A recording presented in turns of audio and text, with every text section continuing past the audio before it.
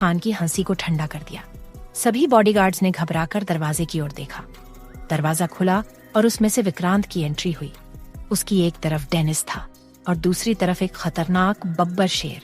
विक्रांत के चेहरे पर एक ऐसा भाव था जो किसी के भी रोंगटे खड़े कर दे। उसके कदम धीमे और भारी थे। हर कदम के साथ ऐसा लग रहा था जैसे जमीन कांप रही हो। चंगेज खान ने घबराकर अपनी गर्दन घुमाई। डेनिस ने मुस्कुराते हुए कहा, चंगेज खान, ये तो बस ट्रेलर है, पिक्चर अभी बाकी है। विक्रांत बेफिक्री से एक किंग साइज चेयर पर जाकर बैठा।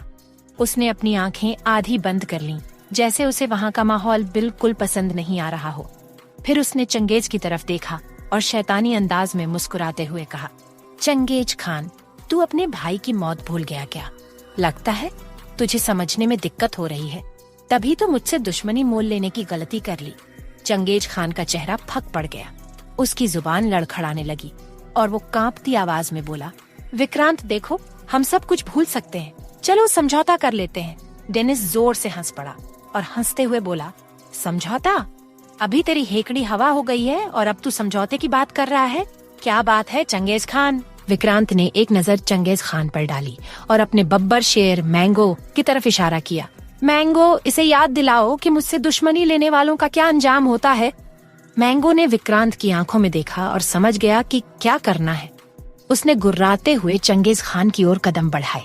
उसकी हर दहाड़ से बेसमेंट की दीवारें कांप रही थीं।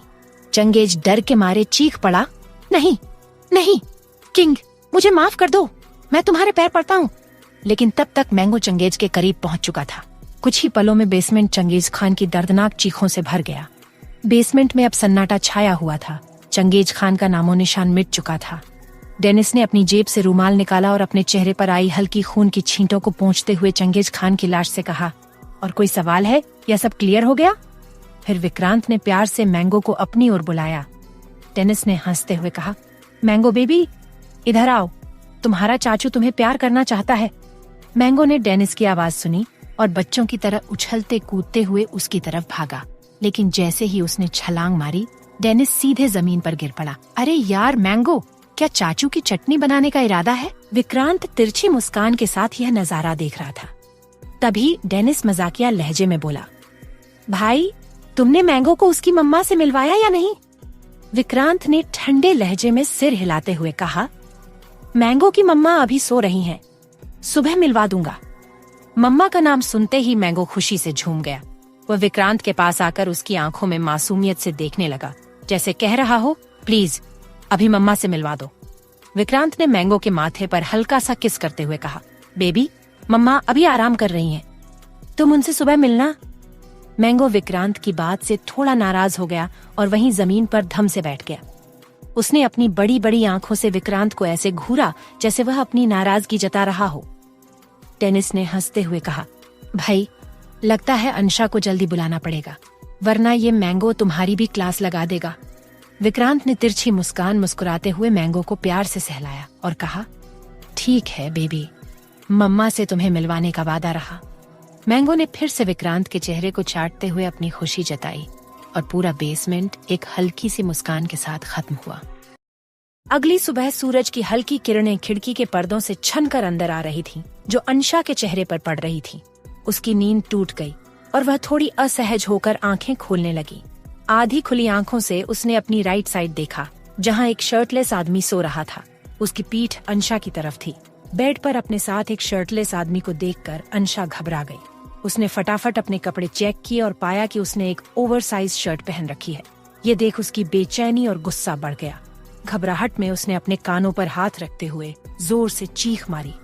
उसकी तेज आवाज से साथ सो रहा आदमी विक्रांत हड़बड़ाकर उठ बैठा। क्या चिल्ला रही हो? विक्रांत ने झुंझलाते हुए कहा, लेकिन अंशा ने उसकी बात को अनसुना कर दिया और भी जोर से चीखने लगी। उसे शांत कराने के लिए विक्रांत ने उसे खींचकर अपनी बाहों में भर लिया और अचानक उसके होंठों पर अपने होंठ रख दिए। अंशा को जैसे ही यह महसूस हुआ, उसने गुस्से में विक्रांत के लोअर लिप पर जोर से काट लिया। आउच! विक्रांत दर्द से पीछे हटते हुए बोला। अंशा गुस्से से तमतमाई हुई बोली, मिस्टर, ये सब क्या ड्रामा है?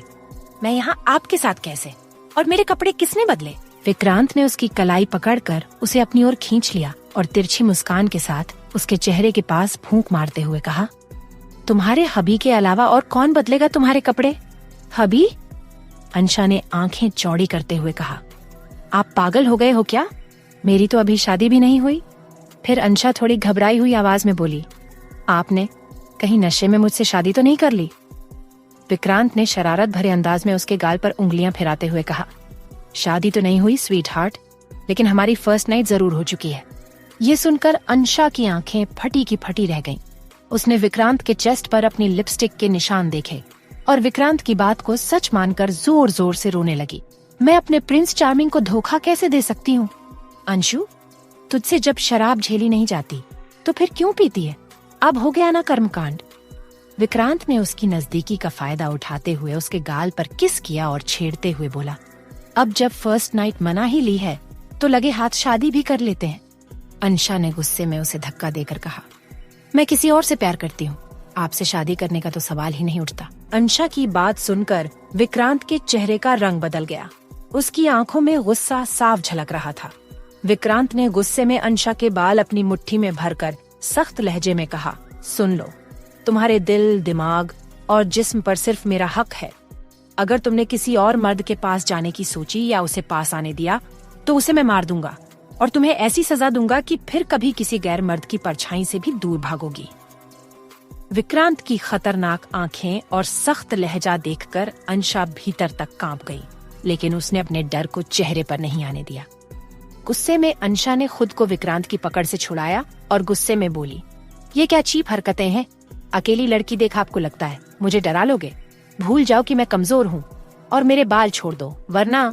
उसकी बात सुनते ही विक्रांत का गुस्सा और भड़क गया। वही फार्म हाउस के गार्डन में मैंगो, पेप्सी और सैंडी मस्ती से खेल रहे थे। पेप्सी और सैंडी को फार्म हाउस आए ज्यादा समय नहीं हुआ था और तीनों खुश थे। विक्रांत ने अपने बेबीज को उनकी मम्मा से मिलाने का प्लान बनाया था। मैंगो ने एक्साइटेड होकर कहा, पेप्सी, सैंडी, तुम दोनों पता है डैडी हमारे लिए मम्मा लाए हैं। डेनिस चाचू ने मुझे बताया था, हमारी मम्मा एंजल है। यह सुनते ही सैंडी खुशी से उछल पड़ी, क्या सच में? जैसे जैकी की मम्मा है वैसे अब मेरी भी मम्मा होगी? मुझे यकीन नहीं हो रहा। मैंगो ब्रो, जब हम किसी दोस्त के घर जाते थे तो उनकी मम्मा हमको कितना प्यार करती थी, अब तो हमारी खुद की मम्मा होगी। पेप्सी ने एक्साइटेड होकर कहा, मुझे मम्मा से मिलना है। मैंगो, मम्मा कहाँ है? मैंगो ने मुस्कुराते हुए जवाब दिया, वो डैडी के रूम में है। तीनों ने सीढ़ियों से ऊपर चढ़ते हैं विक्रांत के कमरे के पास जाकर देखा। कमरे का दरवाजा थोड़ा खुला था और अंदर की झलक ने तीनों को चौंका दिया। कमरे में अंशा बेड पर बैठी हुई थी। उसने खुद को ब्लैंकेट से कवर करके रखा था और उसके कपड़े फर्श पर बिखरे हुए थे और वो जोर जोर से रो रही थी। वहीं विक्रांत, जो अब तक गुस्से में था, उसने अंशा की चिन को पकड़े हुए कहा, स्वीट हार्ट, तुम सिर्फ मेरी हो। विक्रांत की आवाज में पागलपन साफ झलक रहा था। मैं तुम्हें किसी और का होने नहीं दूंगा और जिसे तुम प्यार करती हो, कल सुबह उसकी लाश तुम्हें गिफ्ट में दूंगा। अंशा की आंखों में डर साफ दिख रहा था। विक्रांत की आंखों में जुनून, सनक और पागलपन भरा हुआ था। अंशा ने रोते हुए कहा, मिस्टर, मैं किसी से प्यार नहीं करती। मैंने सिर्फ आपसे पीछा छुड़ाने के लिए झूठ बोला था। विक्रांत ने उसकी चिन्ह को और भी कसकर पकड़ लिया। तुम सच बोल रही हो या झूठ, ये तो मैं पता लगवा ही लूंगा। और ये मिस्टर मिस्टर क्या लगा रखा है? मुझे हब्बी बुलाओ। डर के मारे अंशा ने सिर हिला दिया।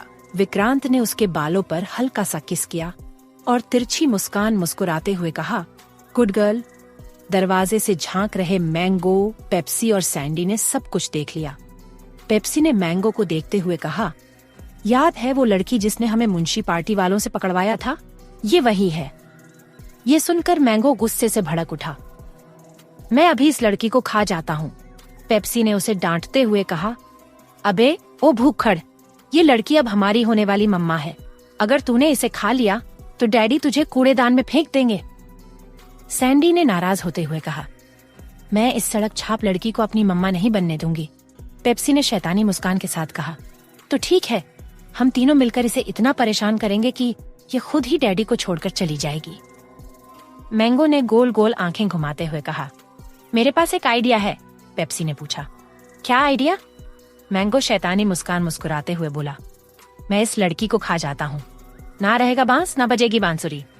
पेप्सी और सैंडी ने एक साथ दीवार पर अपना सिर मारा और पेप्सी चिढ़कर बोला, अबे ओ बड़ी बिल्ली, खाने के अलावा कुछ और सोच ले।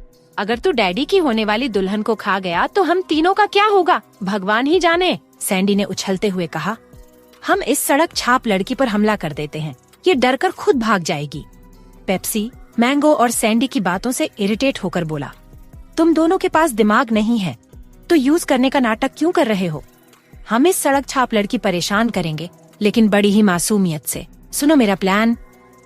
पेप्सी ने उन दोनों को अपने पास बुलाया और प्लान बताया। तीनों खुशी खुशी नीचे हॉल में लौट गए। इधर विक्रांत शावर लेने के लिए बाथरूम में चला गया।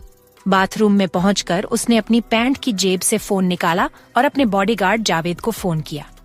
कॉल रिसीव होते ही विक्रांत रौबदार आवाज में बोला, अंशा के कॉलेज जाकर पता करो उसका कोई बॉयफ्रेंड है या नहीं। जी सर, जावेद ने जवाब दिया और फोन डिस्कनेक्ट कर दिया। कमरे में अंशा ने रोते रोते बिस्तर से उतरकर अपनी ड्रेस उठाई और क्लोसेट रूम में चली गई। शावर लेकर जब विक्रांत बाहर आया तो उसने देखा कि ड्रेसिंग टेबल के मिरर पर लिपस्टिक से कुछ लिखा हुआ था, शायद एक मैसेज। अबे ओ हब्बी, मैं मर भी जाऊंगी तो भी तुझ जैसे सन की आदमी से शादी नहीं करूंगी। साले कमीने ठरकी, जब तू मुझे अब भागने से नहीं रोक पाया तो आगे क्या ही रोकेगा। बाय जबरदस्ती के हब्बी। मैसेज पढ़कर विक्रांत ने रहस्यमयी मुस्कान के साथ बुदबुदाया, स्वीट हार्ट, अब तुम्हें अपना बनाने में और भी मजा आएगा। तुमने मेरे जुनून को और बढ़ा दिया है। अब चाहे लाशों के ढेर लगे जाए, पर तुम्हें तो मैं मिसेज अंशा विक्रांत ओबेरॉय बनाकर ही रहूंगा। You are my. अंशा एक ट्रक से लिफ्ट लेकर रात तक खंडाला से मुंबई आ गई। जब वह अपने कॉलेज हॉस्टल के कमरे में पहुंची तो उसे पता चला कि मधु अपनी मम्मी की तबीयत खराब होने की वजह से 10 दिनों के लिए अपने होम टाउन नासिक गई है। अंशा को उम्मीद थी कि वह मधु को सब कुछ बता पाएगी और रोकर हल्का महसूस करेगी, लेकिन यह भी मुमकिन नहीं हुआ। उसने शावर लिया और भूखे पेट ही सो गई। अगली सुबह तैयार होकर वह उस आत्मा के साथ ऑफिस पहुंची। अंशा अपने काम में बिजी थी, तभी चपरासी आकर कहता है, मैडम बॉस आपको बुला रहे हैं। अंशा चुपचाप बॉस के केबिन में पहुंचती है। दरवाजे पर खड़े होकर उसने कहा, मे आई कम इन सर। तभी एक रौबदार आवाज उसके कानों में गूंजी, मिस अंशा शर्मा, आप तो अंदर आ चुकी हैं। जैसे ही उसने उस आवाज की दिशा में देखा तो पाया कि बॉस की कुर्सी पर विक्रांत बैठा था। यह देखकर अंशा के होश उड़ गए। उसे अंदाजा भी नहीं था कि जिस ऑफिस में वह काम कर रही है उसका बॉस विक्रांत है। विक्रांत के होंठों पर एक तिरछी मुस्कान थी। उसने कहा, वेलकम स्वीट हार्ट, वैसे कल ठीक से कॉलेज हॉस्टल पहुंच गई थी ना? विक्रांत की इस मुस्कान से डरकर अंशा बिना कुछ कहे केबिन से भाग गई। विक्रांत का नाम ही काफी था। पुलिस से लेकर नेता तक उससे डरते थे। फिर मासूम अंशा क्या चीज थी? वह सीढ़ियों से नीचे भाग ही रही थी कि अचानक किसी ने उसका हाथ पकड़कर उसे 35th फ्लोर के स्टोर रूम में खींच लिया।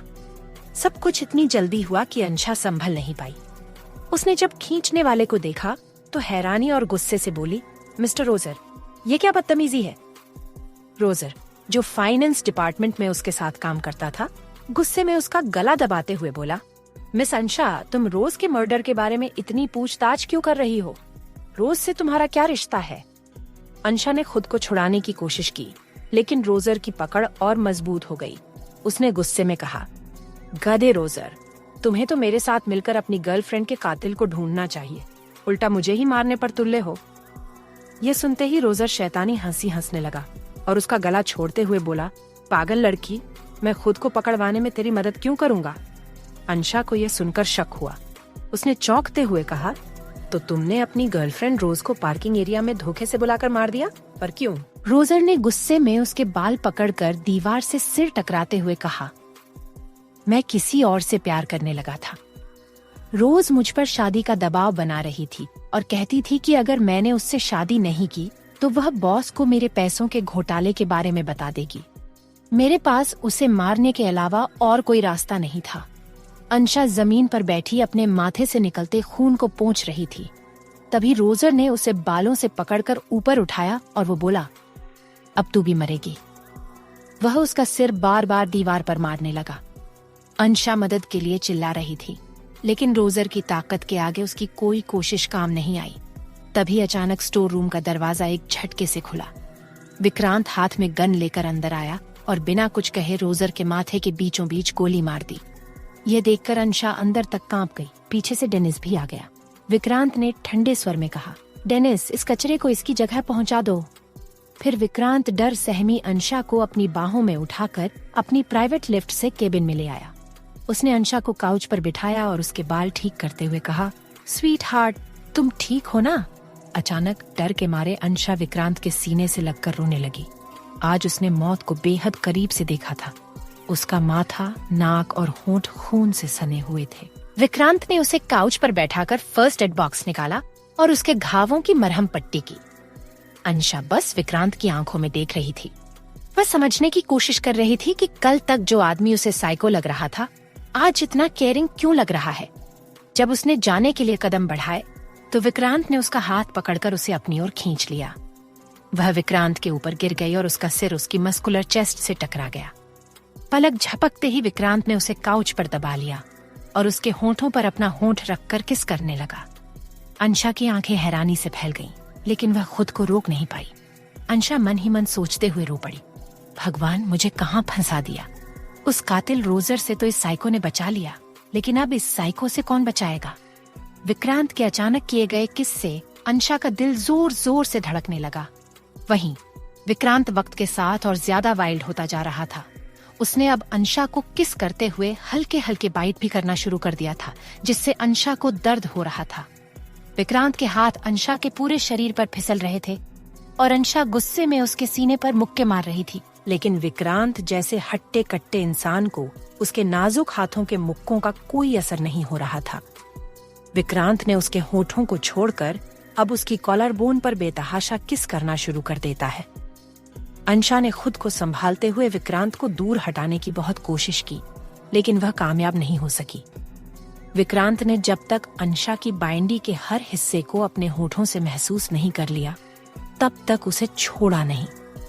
विक्रांत अपने अंगूठे से अपने होठों को रब करते हुए डेविल स्माइल करते हुए बोला, स्वीट हार्ट, तुम बहुत टेस्टी हो। अब मैं तुम्हें पूरी तरह से अपना बनाना चाहता हूँ। विक्रांत की बात सुनकर अंशा के गाल गुस्से और शर्म से लाल हो गए। उसने गुस्से में विक्रांत को जोर से धक्का देकर खुद से दूर किया और काउच से खड़ी हो गई। अंशा ने विक्रांत को उंगली दिखाते हुए उसने गुस्से में कहा, मिस्टर विक्रांत ओबेरॉय, तुम खुद को समझते क्या हो? तुम्हारे पास पैसा है तो क्या तुम किसी भी लड़की की इज्जत के साथ खेल सकते हो? जी नहीं। विक्रांत ने मुस्कुराते हुए उसका हाथ पकड़ा और उसकी उंगली पर किस करते हुए कहा, स्वीट हार्ट, अगर मैं तुम्हारी इज्जत के साथ खेलना चाहता तो इस वक्त तुम मेरे नीचे बिना कपड़ों के होती। लेकिन मैं तुमसे प्यार करता हूँ, इसीलिए तुम मुझे धक्का मारकर भी अब तक जिंदा खड़ी हो। अंशा विक्रांत का मजाक उड़ाते हुए बोली, मिस्टर ओबेरॉय, अपनी हवस को प्यार का नाम मत दो। अच्छा, यही होगा। विक्रांत ने उसे कमर से पकड़ लिया और उसकी गर्दन पर हल्का सा बाइट करके ठंडी आवाज में कहा, स्वीट हार्ट, तुम मेरे जुनून को हवा दे रही हो, लेकिन तुम्हें पता नहीं है तुम इस जुनून को सहन नहीं कर पाओगी, इसलिए प्यार से मान जाओ। विक्रांत के बाइट से अंशा दर्द से तड़प उठी और उसकी गर्दन से हल्का सा खून भी निकलने लगा। अंशा गुस्से में चिल्लाई, ओए साइको ओबेरॉय, तुम्हें प्यार की नहीं, इलाज की जरूरत है, वो भी पागलखाने में जाकर। यह सुनते ही विक्रांत का चेहरा गुस्से से लाल हो गया। उसकी माथे की नसें उभर आईं। उसने अंशा के बाल पकड़े और खतरनाक अंदाज में दांत भींचते हुए कहा, स्वीट हार्ट, प्यार से कह रहा हूँ, मान जाओ, वरना। विक्रांत की लाल आंखों को देखकर अंशा अंदर तक कांप गई। उसकी आंखों से आंसू बहने लगे। वह रोते हुए बोली, जो करना है कर लो, लेकिन तुम मुझे हासिल नहीं कर सकते। मैं तुम जैसे साइको आदमी से कभी शादी नहीं करूंगी। विक्रांत ने एक भौं ऊपर उठाकर कहा, स्वीट हार्ट, क्या तुम मुझे चैलेंज कर रही हो? अंशा ने अपने आंसू पोंछते हुए जवाब दिया, हाँ, कर रही हूँ। विक्रांत ने अपनी गर्दन पर हाथ फेरते हुए ठंडी आवाज में कहा, स्वीट हार्ट, मुझे हारना बिल्कुल पसंद नहीं है और चैलेंज जीतने के लिए मैं कुछ भी कर सकता हूँ। अब तुम देखो मैं क्या करता हूँ। तुम रात 10 बजे तक खुद मेरे पास आओगी? अंशा ने मुस्कुराते हुए कहा, कोशिश करके देख लो। यह कहकर अंशा विक्रांत के कैबिन से बाहर निकल गई। उसके जाते ही विक्रांत का बॉडीगार्ड जावेद अंदर आया और बोला, बॉस, मैडम का कोई बॉयफ्रेंड नहीं है, लेकिन उनके 2 मेल फ्रेंड्स हैं, विकी और अक्षय। विक्रांत कुर्सी पर बैठकर ठंडी आवाज में बोला, उन दोनों के हाथ पैर तुड़वा दो। जावेद ने ओके बॉस और वहां से चला गया। विक्रांत ने डेनिस को फोन कर कुछ काम सौंपा, फिर अपनी आंखें बंद करके डेविल स्माइल के साथ बुदबुदाया, स्वीट हार्ट, अब देखो मैं क्या करता हूँ। दूसरी ओर अंशा अपने कॉलेज हॉस्टल के कमरे में पहुंचकर शावर लेकर बिस्तर पर लेट गई। विक्रांत के बारे में सोचते सोचते उसे नींद आ गई। तभी कमरे में एक तेज रोशनी हुई। रोज की आत्मा प्रकट हुई और मुस्कुराकर बोला, थैंक यू अंशा, मुझे मुक्ति दिलाने के लिए। रोशनी कुछ पलों में गायब हो गई। एक बार फिर अंशा की वजह से किसी आत्मा को शांति मिल गई। मुंह से नीचे गिर गया। गुस्से में उसने उस कपल से कहा, तुम लोगों को शर्म नहीं आती खुलेआम ऐसी हरकतें करते हुए? तुम्हारी वजह से बाकी लोग कितना अनकंफर्टेबल महसूस कर रहे हैं। लड़के ने पूरी दुकान की तरफ इशारा किया और कहा, जरा पूरी दुकान देखो। जब अंशा ने दुकान में नजर घुमाई तो हैरानी से उसकी आंखें फैल गईं। दुकान के सभी कपल एक दूसरे को किस कर रहे थे, मानो ये कोई मोमोज शॉप नहीं बल्कि लव गार्डन हो। तभी उस लड़की ने मुस्कुराते हुए अंशा के सूजे हुए होंठों पर उंगली रखी और कहा, सो चूहे खाकर बिल्ली हज को चली। तुम भी तो अपने बॉयफ्रेंड के साथ मजे करके आई हो और अब हमें लेक्चर दे रही हो। अंशा ने झट से अपनी शक्ल पास के शीशे में देखी और अपने सूजे हुए होंठ देखकर मन ही मन विक्रांत को गालियां देने लगी।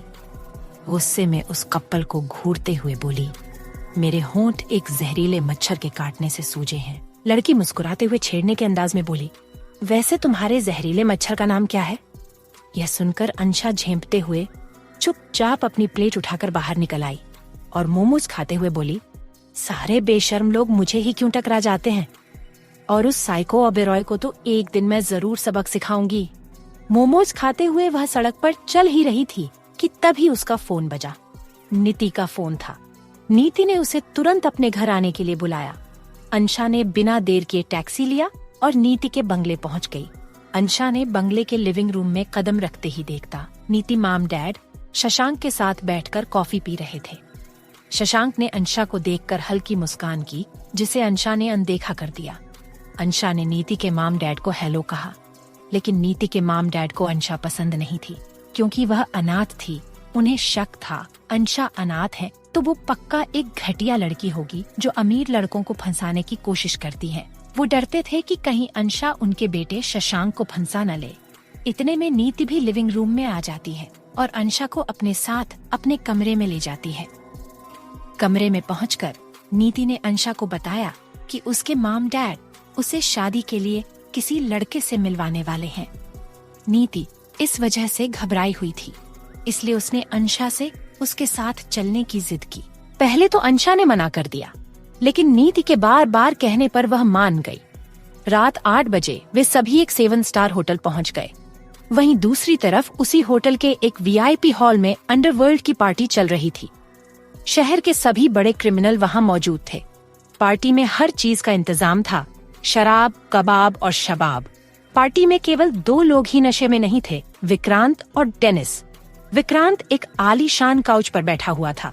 उसके चारों तरफ खूबसूरत लड़की थीं, जो उसकी अटेंशन पाने के लिए बेताब थीं। इन्हीं में से एक थी अमायरा, जो एक बड़े बिजनेसमैन वीर सिंह बुंदेला की बेटी थी। बुंदेला फैमिली भी अंडरवर्ल्ड के काले धंधों में शामिल थी। अमायरा की फैमिली चाहती थी कि वह किसी भी तरह विक्रांत को फंसा ले और उससे शादी कर ले। अमायरा ने विक्रांत को डांस फ्लोर पर ले जाकर रिझाने की कोशिश की। वह बार बार विक्रांत के करीब आती, उसकी बाहर झांकती हुई मस्कुलर चेस्ट को छूती और अपने बालों को उसके चेहरे पर झटकती, लेकिन विक्रांत चुपचाप एक जगह पर खड़ा था। डेनिस यह सब देखकर मुस्कुरा रहा था। कुछ देर बाद अमायरा विक्रांत को होटल के एक हनीमून स्वीट में लेकर आई। हनीमून स्वीट का माहौल काफी रोमांटिक था। हल्की रोशनी, धीमा म्यूजिक और वाइन की महक ने कमरे को और खास बना दिया था। अमायरा ने अपने गाउन को ठीक करते हुए विक्रांत के पास आकर उसे ड्रिंक सर्व की। आपको पसंद आएगी, उसने मुस्कुराते हुए कहा और वाइन का गिलास विक्रांत की ओर बढ़ाया। विक्रांत ने शांत भाव से गिलास ले लिया। अमायरा ने मौका देखते हुए उसकी गोद में बैठकर उसे वाइन पिलाने की कोशिश की, लेकिन उसकी आंखों में कोई खास भाव नहीं थे। अमायरा ने माहौल को और हल्का बनाने के लिए म्यूजिक ऑन किया और डांस करने लगी। उसकी हरकतों में एक अलग ही कशिश थी। कुछ देर बाद वह फिर विक्रांत के करीब आई और उसकी गोद में बैठ गई। विक्रांत ने बिना कुछ कहे अपने गिलास को उठाया और उसे अमायरा के होंठों पर लगा दिया। अमायरा इस इशारे से बेहद खुश हो गई और उसकी मुस्कान से कमरा और खिल उठा। वहीं दूसरी तरफ अंशा, नीति और उसकी फैमिली के साथ उसी होटल में आई थी जिसमें विक्रांत मौजूद था। उसी होटल के वेडिंग हॉल में अंशा और नीति बहुत ही प्यारी सी साड़ी पहनकर आई थीं। अंशा ने आज पहली बार नीति के कहने पर एक ब्लैक कलर की साड़ी पहनी थी जिसमें वह बहुत ही खूबसूरत लग रही थी। उसकी खूबसूरती देखते ही बन रही थी। यहाँ शादी में सभी बहुत एंजॉय कर रहे थे। नीति ने देखा कि अंशा एक कोने में चुपचाप खड़ी थी। आज उसने पहली बार साड़ी पहनी थी, शायद इसलिए वह थोड़ी अनकंफर्टेबल महसूस कर रही थी। वहीं दूसरी तरफ शशांक भी अंशा को घूरने में पीछे नहीं था। वह बस अंशा को देखे जा रहा था, लेकिन अपने मॉम डैड की वजह से अंशा के करीब नहीं जा रहा था। वहीं नीति अंशा से मुस्कुराते हुए पूछती है, यार अंशा, सब डांस कर रहे हैं, चलना हम भी चलते हैं। अंशा मासूम चेहरा बनाकर कहती है, यार ये साड़ी, मुझे तो डर है कहीं ये सबके सामने खुल ना जाए। नीति हंसते हुए बोली, चल पागल, बाकी लड़कियों ने भी तो साड़ी पहनी हुई है, वो भी तो डांस कर रही हैं।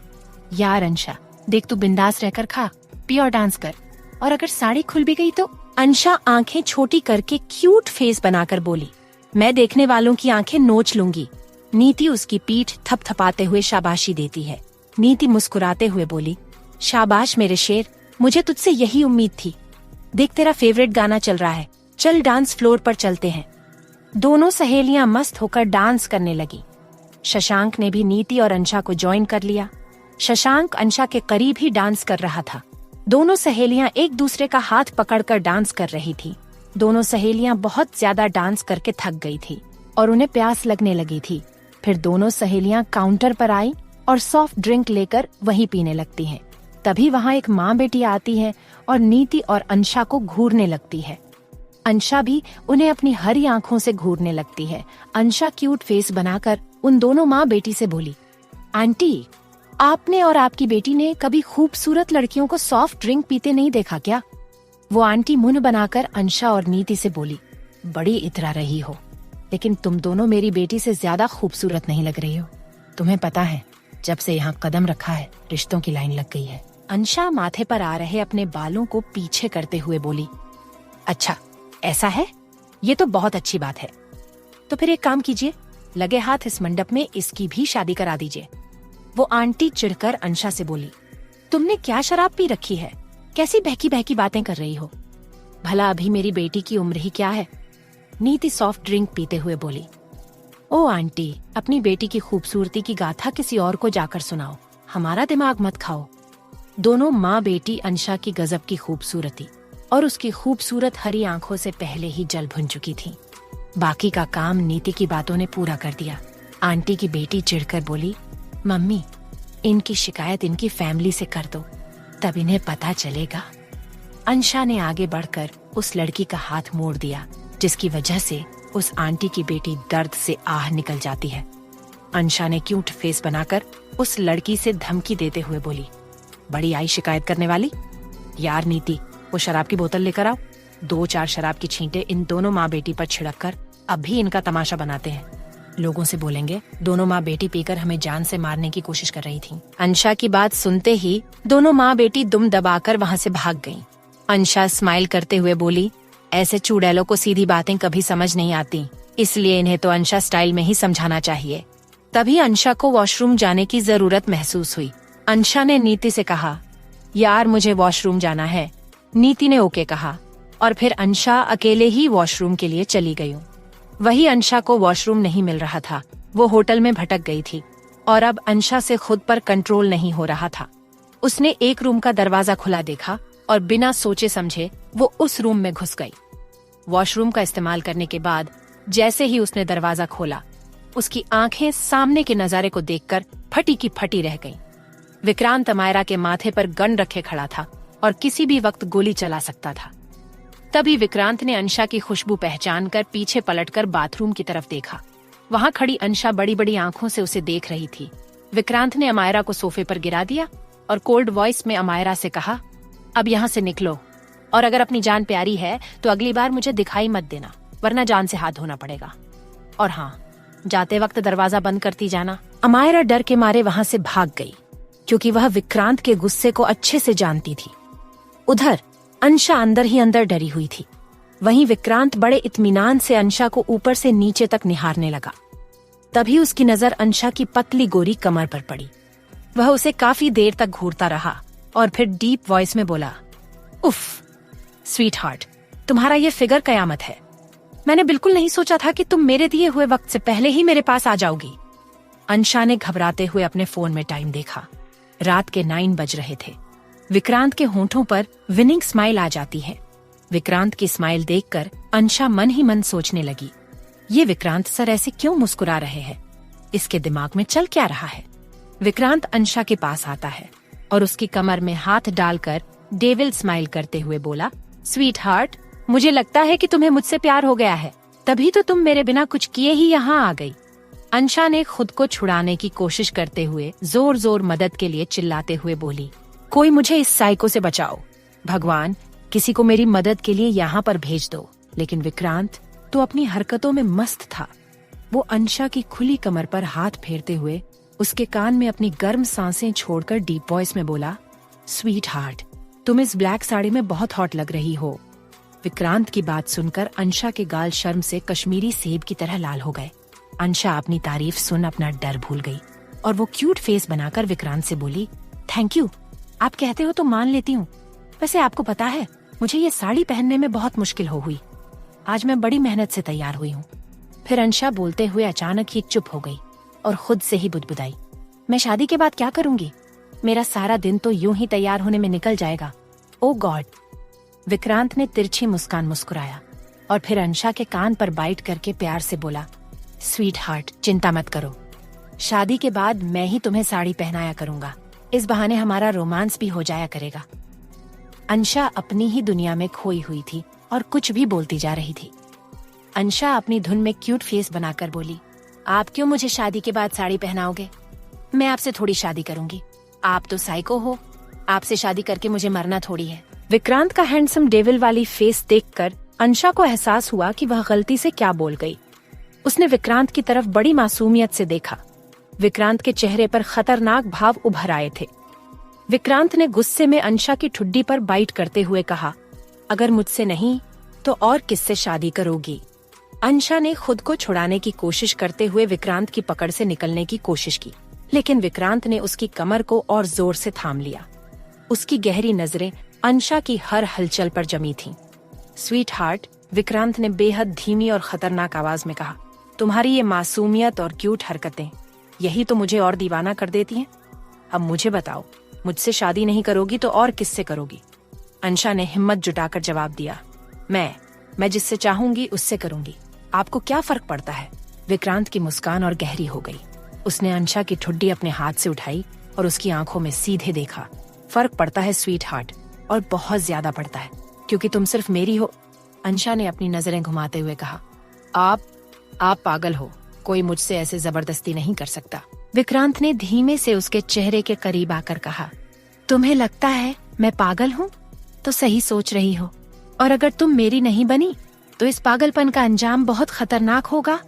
विक्रांत की आवाज में एक खतरनाक लहजा था जिसने अंशा को और घबरा दिया, लेकिन फिर भी उसकी क्यूट और बेबाक हरकतें उसे रोक नहीं पा रही थीं। उसने धीमे से कहा, वैसे आपकी ये डायलॉग बाजी अच्छी है, लेकिन आपसे शादी नो वे। मैं आपकी साड़ी पहनाने वाली बात से इम्प्रेस नहीं हुई। विक्रांत ने ठहाका लगाते हुए कहा, अच्छा, तो तुम्हें साड़ी पहनाने का और कोई तरीका अपनाना पड़ेगा। वैसे तुम्हारे डरते डरते कहने का अंदाज बहुत प्यारा है। अंशा ने अपनी नजरें नीची करते हुए कहा, मैं तो बस यहीं आई थी, और देखो क्या क्या हो गया। मुझे जाना है, नीति मेरा इंतजार कर रही होगी। लेकिन विक्रांत ने उसकी बात काटते हुए कहा, तुम अब कहीं नहीं जा रही हो, क्योंकि जहाँ तुम हो वही तुम्हारी जगह है। और ये साड़ी, ये ब्लैक साड़ी, इसे देखकर तो लगता है मैं तुम्हें इस पल से कभी दूर जाने नहीं दूंगा। अंशा ने गुस्से से उसकी ओर देखा और कहा, आपको कोई और काम नहीं है? हर वक्त मुझे परेशान करते रहते हो। विक्रांत ने एक बार फिर उसके कान के पास जाकर धीमी आवाज में कहा, तुम्हें परेशान करना ही तो मेरा सबसे फेवरेट काम है स्वीट हार्ट। और मैं इसे कभी नहीं छोड़ूंगा। अंशा ने झटके से अपने हाथ छुड़ाए और गुस्से से बोली, आपका पागलपन आपके पास ही रखिए, मुझे अब जाना है। लेकिन विक्रांत ने रोमोट से दरवाजा बंद करते हुए कहा, तुम जा सकती हो, लेकिन उससे पहले मुझे एक सवाल का जवाब चाहिए। क्या तुमने सच में मुझे प्यार करना शुरू कर दिया है? अंशा की आंखें बड़ी हो गईं। क्या बकवास कर रहे हो आप? मैंने ऐसा कभी नहीं कहा।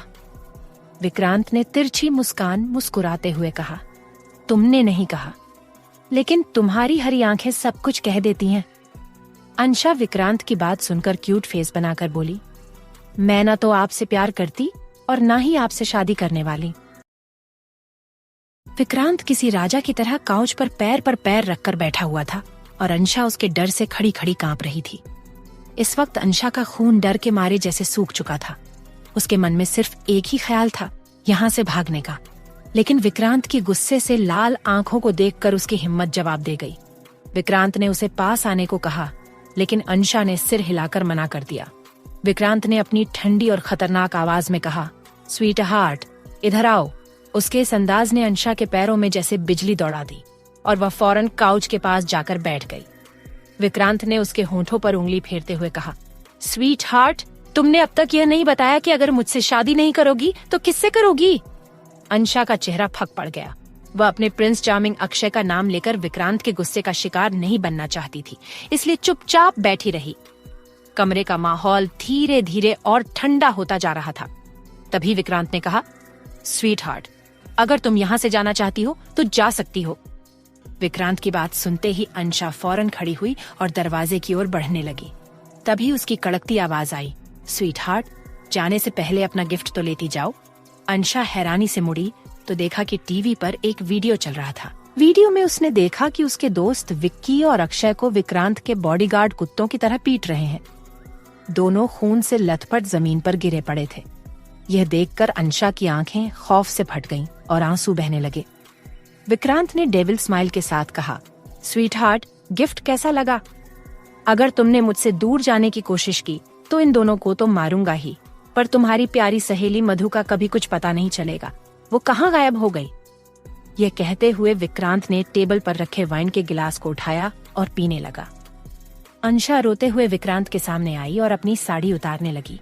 वह बोली, अगर आपको मेरा जिस्म चाहिए तो ले लीजिए, लेकिन मेरी वजह से किसी और की जान मत लीजिए। मेरा क्या है, मेरे आगे पीछे कोई नहीं। अगर मैं मर भी गई तो कोई रोने वाला नहीं होगा, लेकिन अपने दोस्तों को खोने का दर्द मुझसे सहा नहीं जाएगा। वीडियो में अक्षय की दर्दनाक चीखें सुनकर अंशा ने टीवी की ओर देखा। उसने देखा कि बॉडीगार्ड जावेद अक्षय के सिर पर लोहे की रॉड मार रहा है। वह विक्रांत के पैरों में गिर पड़ी और हाथ जोड़कर बोली, विक्रांत सर, प्लीज मेरे दोस्तों को छोड़ दीजिए। मैं कभी भी आपको छोड़कर कहीं नहीं जाऊंगी। आप जो कहेंगे वही करूंगी। अंशा फौरन खड़ी हुई और अपने कांपते हाथों से पेटीकोट की जिप खोलने लगी। उसे लगा कि विक्रांत बस उसका शरीर चाहता है। वह सोचने लगी कि अगर उसने खुद को विक्रांत को सौंप दिया तो शायद विक्रम उसके दोस्तों की जान बख्श देगा। आखिरकार उसके दोस्त ही तो उसके अपने हैं। विक्रम, जो अब तक उसकी हर हरकत देख रहा था, वहां खड़ा हुआ और उसके हाथ पर अपना हाथ रखकर उसे रोकते हुए बोला, स्वीट हार्ट, तुम्हारी यह ख्वाहिश फर्स्ट नाइट पर पूरी करूंगा। उसने अंशा के गाल सहलाते हुए कहा, और तुम्हें फर्स्ट नाइट के लिए ज्यादा इंतजार भी नहीं करना पड़ेगा, क्योंकि कल हमारी सगाई है और परसों शादी। अंशा ने हार मानकर भरी हुई आंखों से विक्रांत को देखा और गले में अटकी आवाज से कहा, मैं आपसे शादी के लिए तैयार हूं, लेकिन प्लीज मेरे दोस्तों को छोड़ दीजिए। विक्रांत ने उसके होठों पर बाइट करते हुए अपनी पैंट की जेब से फोन निकाला और बॉडीगार्ड जावेद को ऑर्डर दिया कि विक्की और अक्षय को हॉस्पिटल पहुंचा दे। फिर उसने अंशा को उसकी साड़ी पहनाई और उसे अपनी बाहों में उठाकर वहां से चला गया। वहीं दूसरी तरफ शादी में मेहमान धीरे धीरे विदा हो रहे थे, लेकिन नीति परेशान होकर इधर उधर देख रही थी।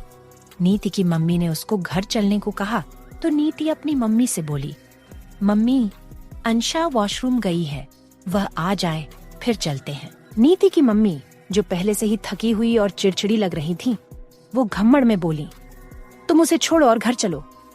क्या पता किसी अमीर आदमी ने उसे पैसे का लालच दे दिया हो और वह उसके साथ बिस्तर तक पहुंच गई हो। ऐसी लड़कियां यही करती हैं। नीति चौंक गई। उसकी आंखें गुस्से और हैरानी से भर गईं। उसने तुरंत पलटकर कहा, मम्मी, आप ऐसा कैसे कह सकती हैं? वह मेरी सबसे अच्छी दोस्त है, आप उसे ठीक से जानती भी नहीं है। उसकी मम्मी ने बिना किसी पछतावे के फिर से कहा, मुझे उसे जानने की जरूरत नहीं है। ऐसी अनाथ और गरीब लड़कियां हमेशा अमीर मर्दों के बिस्तर गर्म करती हैं। तुम बहुत भोली हो नीति। वह तुम्हारी दोस्त नहीं है, बल्कि तुम्हें इस्तेमाल कर रही है। नीति की आंखें गुस्से से लाल हो गईं। उसने गहरी सांस ली और शांत रहने की कोशिश करते हुए बोली, मम्मी, आप यह सब कैसे कह सकती हैं? अंशा ने हमेशा मुझे और हमारी फैमिली को रिस्पेक्ट दी है। वह गरीब है, लेकिन उसकी खुददारी की आप बराबरी भी नहीं कर सकती। लेकिन नीति की मम्मी वहीं नहीं रुकी। उन्होंने व्यंग्यात्मक स्वर में कहा, तुम जैसी भोली लड़कियों को सब सही लगता है। ऐसे अनाथ लड़कियों को यही सब सिखाया जाता है, कैसे अमीर मर्दों का फायदा उठाना है। तभी तो वह इस शादी में आई, ताकि वो किसी अमीर आदमी को फंसाने सके। नीति का गुस्सा अब काबू से बाहर हो रहा था। तभी पास से आवाज आई, मम्मी, आप ऐसा कैसे कह सकती हैं? उनकी नजरें शशांक की ओर मुड़ गईं, जो अपने डैड के साथ वहां खड़ा था और उसने सारी बातचीत सुन ली थी। उसकी आंखों में गुस्सा और चेहरे पर नाराजगी साफ झलक रही थी। उसने अपनी मम्मी की ओर उंगली उठाते हुए कहा, आपको यह सब कहने की हिम्मत भी कैसे हुई? क्या आपने उसे कभी ऐसा करते देखा है? नीति की मम्मी थोड़ी झिझकी, लेकिन फिर अपनी जगह डटी रहीं। देखा तो नहीं, लेकिन ऐसी लड़कियां यही करती हैं। वह गरीब है, बेसहारा है, अमीर लड़कों को फंसाना ही उसका काम है। शशांक ने तेज आवाज में कहा, बस कीजिए मम्मी, आपको कोई हक नहीं है कि आप उसकी इज्जत पर उंगली उठाएं। वह गरीब है, लेकिन उसका आत्मसम्मान आपकी सोच से कहीं ऊपर है। आप अपने शब्द वापस लीजिए। नीति को अपने घमंडी भाई से इसकी उम्मीद नहीं थी, लेकिन शशांक का गुस्सा साफ बता रहा था कि वह अंशा की बहुत परवाह करता है। उसने मन ही मन सोचा, यह जरूर उसे सच्चे दिल से पसंद करता है।